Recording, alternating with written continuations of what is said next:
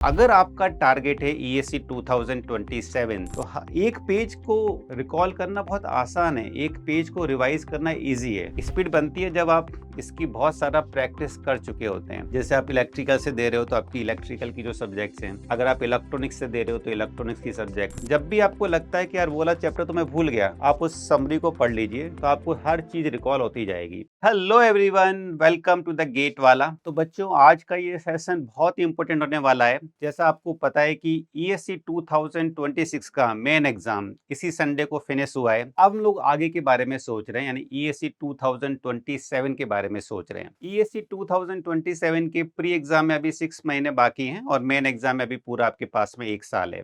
अगर आपका टारगेट है ईएससी 2027 तो कैसे आप स्ट्रॉन्ग फाउंडेशन बिल्डअप करें, उसी को लेकर आज हम लोग चर्चा करेंगे। तो बच्चों, पहले मैंने आपको बताया था कि एक कहावत है, whatever you sow you will reap. जैसा आप बोते हैं वैसा ही आपको मिलता है।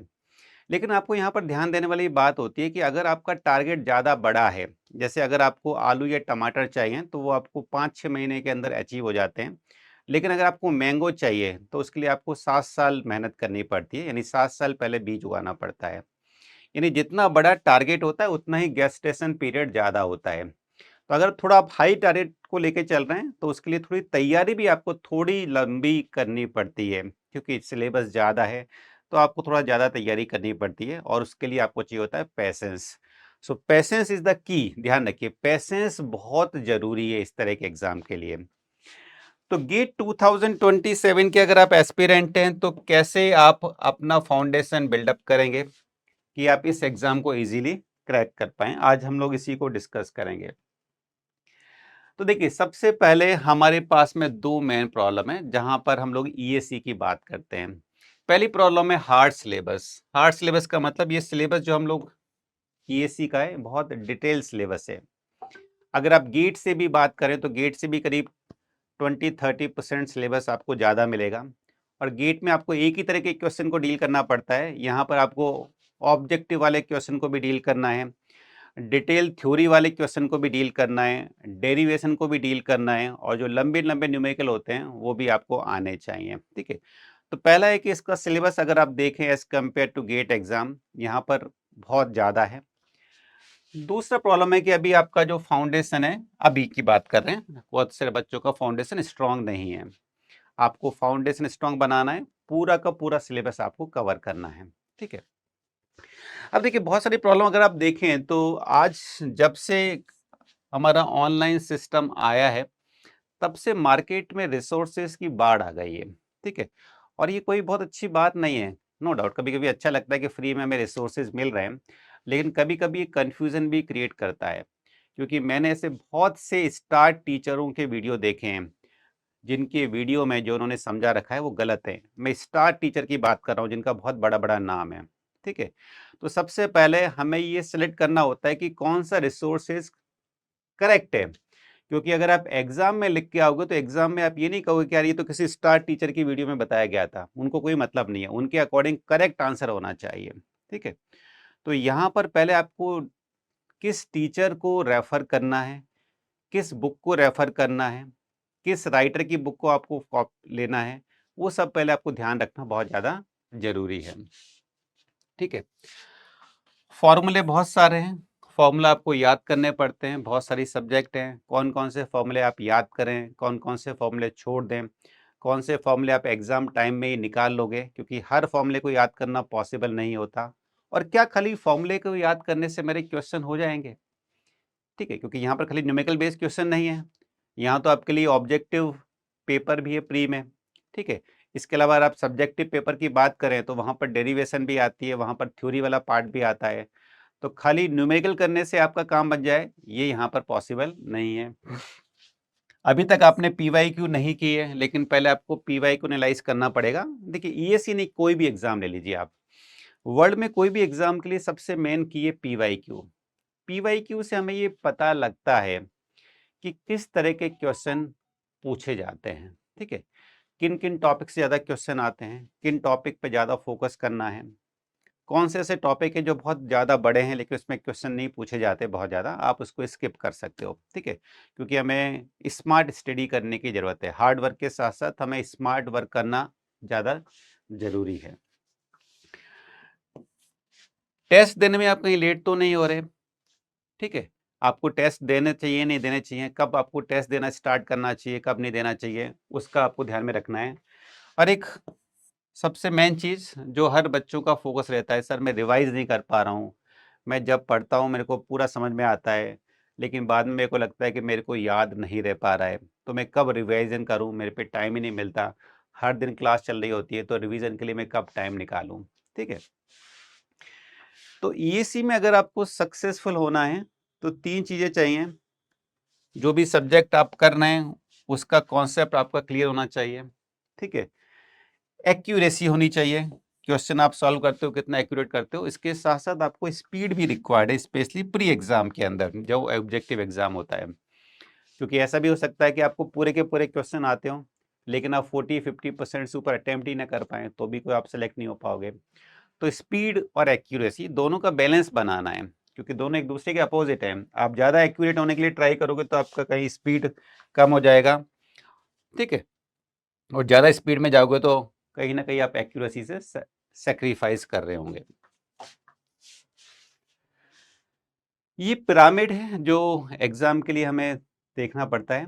सबसे पहले कोर कॉन्सेप्ट, हर सब्जेक्ट के जो कॉन्सेप्ट हैं वो आपको आने चाहिए, उस पर पहले आपको फोकस करना है, सब्जेक्ट को समझना है हमें। जैसे एक सिंपल एग्जांपल लेके चलें तो किरचॉफ करंट लॉ क्या होता है, किरचॉफ वोल्टेज लॉ क्या होता है, पहले आपको आना चाहिए ये क्या चीज़ है, किसके ऊपर बेस्ड है, तब उसको हमें अप्लाई करना है क्वेश्चन को सॉल्व करने के लिए, ठीक है? एक बार कॉन्सेप्ट आ गया तो उस कॉन्सेप्ट को कैसे यूटिलाइज करेंगे to solve the problem, problem को सॉल्व करने में आप इसको कैसे यूज कर सकते हैं। तो सबसे पहले हमें क्या होते हैं, छोटे छोटे क्वेश्चन को सॉल्व करना चाहिए, उसमें हमें दिक्कत नहीं आती, कॉन्फिडेंस बिल्डअप होगा। ऐसा नहीं कि आपने कॉन्सेप्ट को पढ़ा और इनिशियली लेवल पे जो बड़े क्वेश्चन है, जो टफ क्वेश्चन है, उसको सॉल्व करना स्टार्ट कर दिया। तो पहले इजी और छोटे क्वेश्चन को करिए, उसके बाद धीरे धीरे अपने लेवल को आपको इंक्रीज करना चाहिए। स्पीड बिल्डिंग, देखिए स्टार्टिंग में जब भी आप क्वेश्चन को सॉल्व करेंगे तो आपकी स्पीड नहीं बनेगी। जैसे बहुत से बच्चे बोलते हैं सर मैं क्वेश्चन तो सॉल्व कर पा रहा हूँ लेकिन मेरी स्पीड नहीं है, नहीं होगी, स्टार्टिंग में नहीं होती है भाई। स्पीड बनती है जब आप इसकी बहुत सारा प्रैक्टिस कर चुके होते हैं। स्पीड बनने का सिर्फ एक ही रीज़न है, अगर एक ही टास्क को आप बार बार रिपीटेटिव करते जाओगे तो वो आपकी हैबिट बन जाती है, आपके सब कॉन्शियस माइंड में चली जाती है, बहुत सारी चीज़ें तो फिर आपको सोचने की ज़रूरत ही नहीं पड़ती है। तो जितनी ज़्यादा बार आप उसकी प्रैक्टिस करोगे उतनी ही आपका स्पीड बिल्डअप होगा।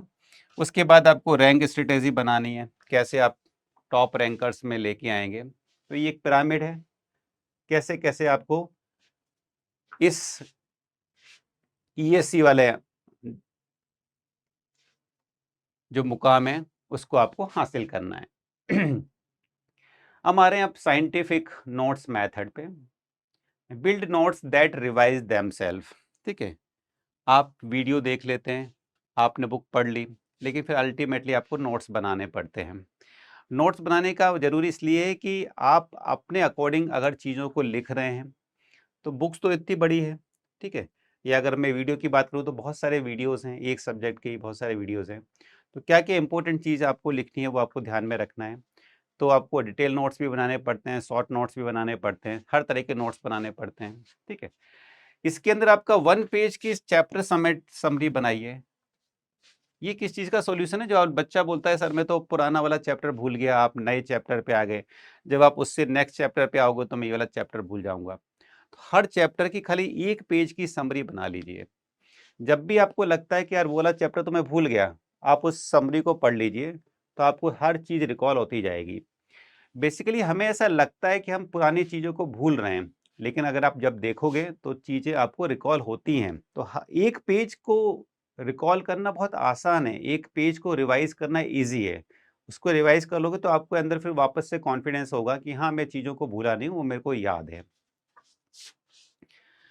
फॉर्मूला सीट्स बनानी है, जैसे आप गेट के लिए बनाते हैं, यहाँ पर भी आपको बनाना है, क्योंकि यहाँ पर भी न्यूमेरिकल आते हैं, बड़े बड़े भी आते हैं, छोटे वाले क्वेश्चन भी आते हैं, ठीक है?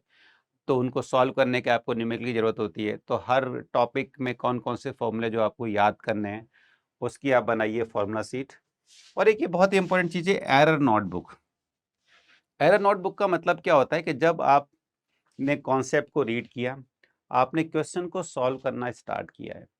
जैसे ही आप क्वेश्चन को सॉल्व करते हैं तो आप कहीं ना कहीं मिस्टेक कर देते हैं, ठीक है। फिर आप दोबारा सॉल्यूशन देखते हैं तो आपको लगता है यार मैंने यहाँ पर मिस्टेक कर दी, ये बहुत छोटी सी चीज़ थी, मैंने 3 फेज को सिंगल फेज मान लिया, ठीक है। बट ये क्या आपकी हैबिट है कि आप ऐसा मान लेते हो? आपने एक नोटबुक बना रखी है जहाँ पर आप अपनी एरर को नोट डाउन करते जा रहे हैं। आप उसमें लिखिए कि यहाँ पर मैंने 3 फेज की जगह सिंगल फेज में कर दिया था, ये मेरे से मिस्टेक हुई थी। जब आप उसको लिखोगे अपने हाथ से तो ये आपके दिमाग में रहेगा। जब नेक्स्ट टाइम उस तरह के क्वेश्चन को सॉल्व करोगे तो वो वाली मिस्टेक आपसे रिपीट नहीं होगी, ठीक है। तो ये बहुत ही इंपॉर्टेंट चीज़ है। इवन जब भी आप कोई टेस्ट सीरीज वगैरह देते हो ना, तो आपको एरर नोटबुक रखनी है कि आप कहाँ कहाँ पर किस किस जगह गलती कर रहे हैं। अभी आप गलती कर रहे हैं चलेगा, कोई दिक्कत नहीं है, बट ये सब गलती आपकी मेन एग्जाम में रिपीट नहीं होनी चाहिए। इन गलतियों को अगर आपने ओवरकम कर लिया, ये अगर आपने मेन एग्जाम में रिपीट नहीं की, तो बस बहुत ही अच्छा आप करके आएंगे। कुछ कुछ चीज़ों के कुछ शॉर्टकट कॉन्सेप्ट होते हैं जो आपके टीचर्स आपको बताते हैं, उन शॉर्टकट्स को आप याद रखिए। और प्रीवियस ईयर के जो पेपर्स हैं उसका पैटर्न कैसा आया था, कौन कौन से टॉपिक इम्पोर्टेंट हैं, एक टॉपिक में भी किस किस चीज़ों पे आपको ज़्यादा ध्यान देना है, ठीक है, कितना आपको लिखना है, वो सब चीज़ें आपको ध्यान में रखना है। तो रूल है, पहले आप रीड करेंगे सब चीज़ों को। रीड तो आप बहुत ज़्यादा कर रहे हैं, बहुत ज़्यादा वीडियो देख रहे हैं, उसको थोड़ा कंप्रेस करेंगे, ठीक है, जो आपकी काम की चीज़ है। कंप्रेस के बाद फिर आप उसको रिवाइज करेंगे, रिवाइज यानी वापस से देखेंगे ताकि वो चीज़ें आपके दिमाग में हमेशा बनी रहें। हम आते हैं सब्जेक्ट की प्रायोरिटी पर, किन किन सब्जेक्ट को आपको करना है, कैसे करना है, ठीक है। तो यहाँ पर आ रहा है कोर, स्कोर एंड सिक्योर, ठीक है। मतलब सबसे पहले जो आपकी कोर सब्जेक्ट है, जैसे आप इलेक्ट्रिकल से दे रहे हो तो आपकी इलेक्ट्रिकल की जो सब्जेक्ट्स हैं, अगर आप इलेक्ट्रॉनिक्स से दे रहे हो तो इलेक्ट्रॉनिक्स की सब्जेक्ट है, अगर मैकेनिकल से दे रहे हो तो मैकेनिकल वाली जो सब्जेक्ट्स हैं, ये कोर है, ठीक है। इन कोर सब्जेक्ट क्योंकि आप पहले भी जनरली कर चुके होते हैं, आपने गेट की तैयारी की हुई होती है या कोई दूसरे एग्जाम की तैयारी की रखी होती है, तो इस ये आपको काफ़ी, या आपने 4 साल इंजीनियरिंग में किया हुआ है, ठीक है। तो इस सब्जेक्ट में आप अच्छा स्कोर कर सकते हो क्योंकि आपने बहुत किया हुआ है। स्कोर करने से आप अपनी रैंक को सिक्योर कर लोगे, इसमें ध्यान रखिएगा, ठीक है। मतलब सबसे इम्पोर्टेंट चीज़ है, जैसे अगर मैं इलेक्ट्रिकल का स्टूडेंट हूँ तो इलेक्ट्रिकल की सब्जेक्ट के बारे में अगर मेरे को कमांड है तो मेरे को दिक्कत नहीं आएगी। हाँ, लेकिन आपको पता है कि प्री के अंदर हमारा जीएस का पेपर भी होता है, जीएस में मैथमेटिक्स भी आती है, और जीएस हमारा क्वालिफाइंग एग्ज़ाम है। अगर मैंने जीएस वाले पेपर को क्वालिफाई नहीं किया तो बाकी के पेपर में मैं अच्छा करना कोई मीनिंग नहीं है। हालांकि खाली 200 मार्क्स का है और हमारा कोर सब्जेक्ट का पेपर 300 मार्क्स का है, तो अल्टीमेटली रैंक हमारी इसी से बनेगी। लेकिन इसमें भी आपको 100 मार्क्स लाना है, 90 से 100 मार्क्स लाना जरूरी है क्योंकि ये क्वालिफाइंग एग्जाम है। तो उसको भी हमें भूलना नहीं है। मतलब इसमें सपोर्टिंग में इंजीनियरिंग मैथमेटिक्स आनी चाहिए और जनरल स्टडीज आनी चाहिए। बहुत से लोग क्या होते हैं, एकदम ही जीएस को नेगलेक्ट कर लेते हैं और उनका प्री एग्जाम ही क्वालिफाई नहीं होता, जबकि उनकी मेन एग्जाम तक की बहुत अच्छी तैयारी होती है। तो ध्यान रखिए, ऐसा भूल आपको नहीं करनी है। आपको जनरल स्टडीज़ की एटलीस्ट इतनी तैयारी करनी है कि आप उस सब्जेक्ट को क्वालिफाई कर लें। 90 से 100 मार्क्स अगर आप ले आते हैं तो आप क्वालिफाइंग मार्क्स में आ जाते हैं, ठीक है। तो गोल है पहले कंप्लीट हमारे मेन सब्जेक्ट को करना है क्योंकि अल्टीमेटली आप जो रैंक सिक्योर करोगे इसी से करोगे। बट इसके साथ साथ जो सपोर्टिंग सब्जेक्ट है मैथ्स और जनरल स्टडीज़, इसको हमें नहीं भूलना है। देखिए, वैसे तो हर स्टूडेंट का अपना अलग-अलग नेचर होता है, उसको किस टाइम पे पढ़ना अच्छा लगता है। कोई रात में पढ़ना किसी को पसंद है, किसी को बिल्कुल अर्ली मॉर्निंग पसंद है, किसी को दिन के टाइम पे पसंद है। लेकिन जनरली जो हम लोग टॉपर्स को देखते हैं, उनका जो सिस्टम होता है, तो आप इसको फॉलो कर सकते हैं। मॉर्निंग मतलब आप जल्दी-जल्दी उठें, मॉर्निंग में अगर आप जल्दी उठ के पहले पढ़ते हैं, 2-4 घंटे भी पढ़ रहे हैं, तो उसके लिए आप कॉन्सेप्ट लर्निंग पे दीजिए वो घंटे, क्योंकि उस टाइम पे आपका माइंड फ्रेश है। माइंड फ्रेश है, जो भी आप पढ़ोगे जल्दी आपके दिमाग में जाता है। तो जो नई चीज़ें हैं, जो मेन कॉन्सेप्ट है, उस टाइम आपको पढ़ने चाहिए, ठीक है। आफ्टरनून के अंदर थोड़ा स्लीपी रहता है इंसान, तो क्या करेंगे, जो प्रॉब्लम्स होती है, न्यूमेरिकल्स होते हैं, उसको सॉल्व करिए ताकि आपकी नींद भग जाए, ठीक है। उसमें आपको इतना कॉन्सेंट्रेशन की ज़रूरत नहीं होती, क्योंकि आप पहले कॉन्सेप्ट पढ़ चुके हैं, उस कॉन्सेप्ट को आपको यूटिलाइज़ करना है उसको सॉल्व करने के लिए। इवनिंग में उसी कॉन्सेप्ट के ऊपर जितने भी PYQs आए हैं उसको करिए, और फिर नाइट में करिए रिवीजन। देखिए कि आपने कहाँ पर कहाँ गलती की थी, जो कॉन्सेप्ट पढ़ा था वो आपको याद है या नहीं है। उस कॉन्सेप्ट के ऊपर जब आपने क्वेश्चन करना स्टार्ट किया तो किस किस जगह पर गलती की उसको आप एरर नोटबुक के अंदर नोट डाउन कर लीजिए। ठीक है, तो यहाँ पर 8 से 10 घंटे का टारगेट है डेली का, अगर आप एक साल तैयारी करते हैं। जरूरी नहीं कि ये भी अलग अलग बच्चे के ऊपर डिपेंड करता है। कुछ बच्चे 4 से 5 आवर में भी इसको कर लेते हैं, और कुछ बच्चों को 10 से 15 घंटे भी लग जाते हैं। ये आपकी अलग अलग कैपेबिलिटी पे डिपेंड करता है। मतलब ये कोई ऐसा रूल नहीं है कि इतने घंटे पढ़ोगे तभी आप सक्सेसफुल होगे, ये ध्यान रखिएगा। ठीक है, सब्जेक्ट रिवीजन करते हो तो कम से कम 40 से 66 क्वेश्चन की आपको प्रैक्टिस करनी जरूरी है। यहाँ पर आपकी ऑब्जेक्टिव की रिवीजन भी करनी है, और जो बड़े क्वेश्चंस आते हैं मेन एग्जाम के लिए उसकी भी रिवीजन करनी है। तो 2027 ESE है अगर आपका टारगेट, तो उसमें सक्सेस होने का फॉर्मूला क्या है उसको डिस्कस करते हैं। Concept multiply by revision multiply by test. सबसे पहले आपको कॉन्सेप्ट डेवलप करने हैं, कॉन्सेप्ट को समझना है, रिवीजन करना है, टाइम टू टाइम आपको उसको रिवाइज करना है, और आपको बहुत सारे टेस्ट देने हैं ताकि आपको पता लगे कि आप कहाँ पर स्टैंड कर रहे हैं, कहाँ पर आप गलती करते हैं, उसके अंदर आपको सुधार लाना है। तो कुछ चीज़ों को हमें अवॉइड करना है, किन चीज़ों को आप करोगे अवॉइड और किसको आप पे ज़्यादा फोकस करोगे। रिसोर्सेज हॉपिंग बहुत सारे बच्चों की एक हॉबी टाइप की होती है, वो खाली रिसोर्सेज को इकट्ठा करते जाते हैं। किसी ऐसे, मैंने बहुत सारे बच्चों से बात की, एक ऐसा बच्चा है वो कहता है सर मेरे पास हर कोचिंग क्लास का मटेरियल है, ठीक है, हर सब्जेक्ट की कम से कम 10-10 15-15 बुक की मेरे पास PDF कॉपी है। तो मैंने कहा इसका क्या करते हो। एक बच्चा रियल में ऐसा बच्चा है, और ये मान के चलिए कम से कम उसका 10-15 साल से कोई सिलेक्शन नहीं हुआ है। तो रिसोर्सेज को इकट्ठा करने में आपको पूरी एनर्जी वेस्ट नहीं करनी है। कभी कभी क्या होता है, ज़्यादा से ज़्यादा रिसोर्सेज होना भी हमारे लिए गलत हो जाता है। ठीक है, अगर आपने एक सब्जेक्ट 2-3 टीचर से पढ़ ली, सबके पढ़ाने का अपना अलग अलग तरीका होता है, तो तरीके होने से क्या होता है कि मिक्सअप हो जाता है। ठीक है, आपको पहले सेलेक्ट करिए कि आपको कौन सा टीचर सूट करेगा, सबसे बढ़िया टीचर कौन सा है जो सही बता रहा है, ठीक है, जिसकी नॉलेज है, जिसने पहले एग्जाम्स निकाले हुए हैं। ठीक है, उस तरह के टीचर को आपको फॉलो करना है पहले। पैसिव वॉचिंग, बहुत से बच्चों को लगता है कि आराम से लेट जाते हैं वो बेड पर और ऐसे देखते रहते हैं। अरे भैया ये कोई मूवी थोड़ी है कि आप मूवी की तरह देख रहे हो इसको। ठीक है, कि इसके कोई डायलॉग हैं, आपको मजे आ रहे हैं, अरे बड़ा मजा आया सर, मेरे को लेक्चर सुन के बड़ा मजा आया। तो लेक्चर सुन के आपको मजे नहीं लेने हैं। इट्स नॉट पैसिव वॉचिंग, आपका एक्टिव पार्टिसिपेशन जरूरी है। जब भी आप देख रहे हैं, आप साथ के अंदर पेन पेपर लेके बैठे हैं, क्वेश्चन में क्लास में सर क्लास वो करवाते हैं, क्वेश्चन करवाते हैं, उसको अपने साथ में सॉल्व करें, तब जाकर बात बनती है। कोई भी रैंडम नोट्स आपको नहीं लेने हैं, क्योंकि बहुत सारे नोट्स में आपको बहुत सारी गलतियां नजर आएगी, नहीं करना है। हाँ, किन चीज़ों में हमें फोकस करना है, एक ही एक्टिव रिकॉल, रिकॉल करना है जो भी आपने दिन में पढ़ा, रात के टाइम पे सोने से पहले आप आंख बंद करके उसको रिकॉल करिए।